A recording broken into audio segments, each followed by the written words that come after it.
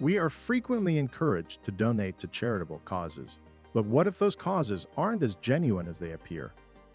You might be familiar with the CBS investigation into fabricated war stories, a scandal now known as Stolen Valor, which even implicated a man falsely claiming to be the oldest surviving Civil War veteran.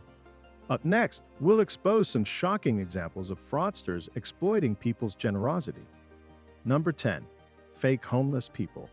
Experiencing homelessness and having to beg for money on the streets is a situation none of us would choose willingly.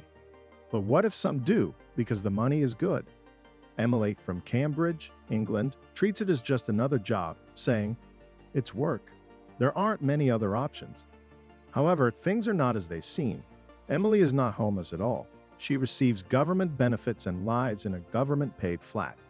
Despite this, she begs on the streets daily, claiming that the alternative would be becoming a sex worker. Emily's story is part of a UK documentary series that investigates the issue of fake homelessness in British town centres, a growing problem. Genuine homeless individuals express their frustration as fake beggars receive money that could have gone to those truly in need. Merseyside police found that around 8% of people arrested for begging between 2015 and 2018 actually had accommodations. As a result, the public is now advised to offer homeless individuals warm drinks or food, but to donate money only to verified charities. Number 9. Rick Strandloff. Rick Strandloff's life story, as detailed on Facebook, included time spent in the Israeli Defense Forces, being awarded the Purple Heart and a job at Colorado Krav Maga, none of which were true. Fortunately, real Krav Maga employees were able to set the record straight, but even by the time Strandloff joined Facebook under the name Rick Duncan, he had already been outed by the Colorado Veterans Alliance for falsely claiming to be a decorated and severely wounded Marine.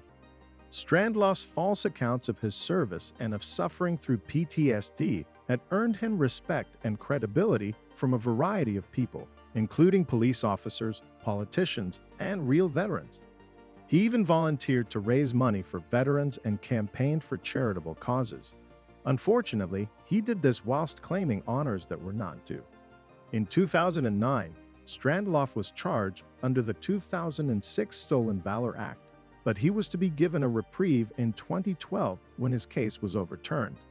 Courts ruled that the Stolen Valor Act violated his right to free speech. As yet, it is unknown whether Strandloff retains his true name or has continued creating false identities. Number 8. Sean Yetman. When Sean Yetman went shopping on Black Friday in 2014, he was wearing camouflage fatigues and showing off military honors that it would have been impossible for him to earn, something that was immediately obvious to a real veteran of Afghanistan, Ryan Burke. Burke noticed that Yetman was wearing 3 combat infantryman badges and decided to interrogate him.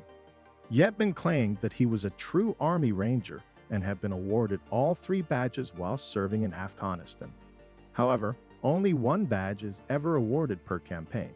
Unfortunately, it is unclear whether Pennsylvania authorities were ever able to bring any charges against him. As it turns out, stealing the respect afforded to soldiers and veterans when it is not due is apparently more common than we might expect.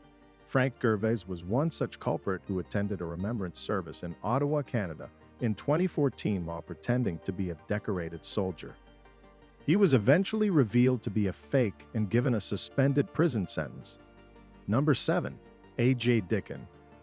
A.J. Dicken claimed to be a former Navy SEAL who had participated in numerous covert missions from Vietnam to Afghanistan, boasting of earning 2 Medals of Honor and even asserting that he was the one who shot Osama bin Laden. However, these claims were entirely false. Dicken had never been a Navy SEAL. His real aim was to establish a security firm and attract significant investment. Navy veteran Carol Roberts noted, "He's a big guy. He commands authority." This commanding presence persuaded 2 prominent local doctors to invest nearly $1 million in his security firm. Eventually, Dicken's deception was uncovered by SEAL Senior Chief Don Shipley, who, after repeatedly being asked to verify Dicken's credentials, exclaimed he would take this grenade, pull the pin and blow myself up. Shipley immediately recognized that Dickens' discharge papers were fake, pointing out that no military man had won 2 Medals of Honor since World War I. In 2014, Dickens was sentenced to 1 to 3 years in prison for an unrelated firearms charge. Although this was not a sentence for stolen valor, many genuine veterans were relieved to see him behind bars. Number 6. John Alberti. John Marcus Alberti was first exposed as a fake Navy SEAL veteran back in 2008, when the couple that he was staying with while homeless reached out to the Prisoners of War Network. They said that Alberti had told them about his experiences as a prisoner of war, a claim which the organization proved to be false. In the aftermath, Alberti's name was included on their website fakewarriors.org, which lists phony veterans, until the site later took the names down. But Alberti was to feature in the news for Stolen Valor again in 2014. After his death, a friend found military discharge papers among his possessions and submitted them to the American Legion. The discharge papers meant that Alberti was eligible to be buried with full military honors in a cemetery reserved for military heroes. According to Navy SEAL veteran Don Shipley, the discharge papers were obviously fake, to the extent that the guy couldn't even spell Saigon. Since the burial, there have been calls to dig up Alberti's body and have him reinterred without military honors in a different cemetery, something which has happened to other culprits of stolen valor. Number 5. Jacob Windsor. Jenny Evans is the daughter of a retired cop who wished to reunite her dad with his former police dog, Ivy. She set up a GoFundMe page in early 2017, but the page was soon taken over by a man calling himself Jacob Windsor, who claimed to be speaking on behalf of the Evans family. Windsor alleged that he was a freelance journalist who was holding the fort for Jenny while she took a well-needed holiday. Posting an update to the fundraiser page, Windsor urged followers to donate money to a PayPal account in order to reach their target of £100,000, which he claimed would be used to buy another 4 dogs so that Ivy could be released. Despite thousands being donated to the cause, concerns were raised after Jenny realized the ownership of her petition had been transferred to someone else. The man known as Jacob Windsor, which was not his real name, was found and arrested but later released on bail. But there was a silver lining as all of the donations were able to be refunded through GoFundMe. Number 4. Caitlin McClure, Mark D'Amico, and Johnny Bobbitt Jr. It began as a heartwarming tale, but quickly took a darker turn. In October 2017, Caitlin McClure claimed that a homeless man named Bobbitt Jr. bought her gas when she was stranded without cash in Philadelphia. Touched by his generosity, she returned to repay him, and they formed an unlikely friendship. McClure and her boyfriend then set up a GoFundMe page to help Bobbitt rebuild his life, raising $400,000 from over 14,000 donors. However, Bobbitt soon reported that the money had been withheld and spent by McClure and her boyfriend, D'Amico. It was later revealed that the entire story was fabricated. The gas station incident never happened. McClure, D'Amico, and Bobbitt had concocted the scheme together to swindle money. By March 2018, all the funds had been squandered on cars, jewelry, bags, and lavish vacations. As the truth emerged, all 3 were taken to court at the end of 2018. Bobbitt was eventually released under weekly monitoring. Number 3. Z Confused Donne Again. Reddit users put their sleuthing skills to the test once again in early 2018 when they exposed a fundraiser which claimed to be donating to Venezuelan children. It asked followers for Bitcoin donations, which would then be put towards buying food supplies for the needy. In reality, the fundraiser had been started by Reddit users Z Confused Donne Again, and the money was being sent to a gambling website to pay off his own mounting debt. It also became clear that the photo of the hungry Venezuelan children posted by Z Confused Donne Again was fake. The Reddit scammer had simply cropped and inverted the original image, which was from a legitimate charity, and posted it in extremely poor quality.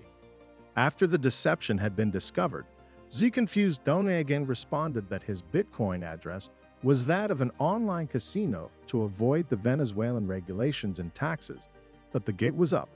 Unfortunately, the donations he received were valued at around $600 and unable to be recovered. Number 2. Stream games. To be a success on YouTube, you have to catch your audience's attention, but I'm not sure pretending to have a terminal illness is the best way to do that. In September 2018, Thomas and Jonathan Smith, otherwise known as YouTube channel Stream Games, posted a video titled, "We're quitting YouTube because we're dying, not clickbait." The brothers went on to explain that our bodies literally can't do it anymore, and that they couldn't live much longer with their kidney problems. In the video, they visit their doctor in Los Angeles in the hope of being cured, despite the doctor himself commenting the truth that neither one of them has a disease. It all played out as a sort of advert for the doctor's clinic, in a bizarre twist in which they started urging people to visit the clinic for their own issues. But the brothers are confident they are not long for this world, especially with the crippling side effects of their illness, such as acne and vertigo. Bizarrely, they go on to announce a giveaway of 2 iPhone X as their final gift to their fans, the winners of which still haven't been announced, despite people in the comments asking. This video has since been deleted from their channel, but not before it caught the attention of news websites and other YouTubers, such as Leon Lush, who were quite rightly disgusted by their false claims. Number 1. Jack Fisher. When 6-year-old Daisy Demi tragically passed away in February 2018 in Nottinghamshire, England, her grieving family faced an additional hardship. Shortly after her death, a fraudulent Just Giving page was set up by a man posing as Jack Fisher, claiming to be one of Daisy's uncles. The page falsely stated that the family needed financial assistance for Daisy's funeral, seeking £3,000 in donations. However, this plea was entirely false, and Daisy's family had no involvement with the fundraiser. Fortunately, Nottinghamshire police were alerted to the scam within days and warned the public not to donate. A spokesperson for Just Giving confirmed that the £140 donated to the fake page had been refunded to the donors. Despite an investigation by local police, the perpetrator has not yet been caught. So, which of these individuals do you think is the worst? Is there anyone else you believe should have been included in this list? Share your thoughts in the comments section below, and thank you for watching.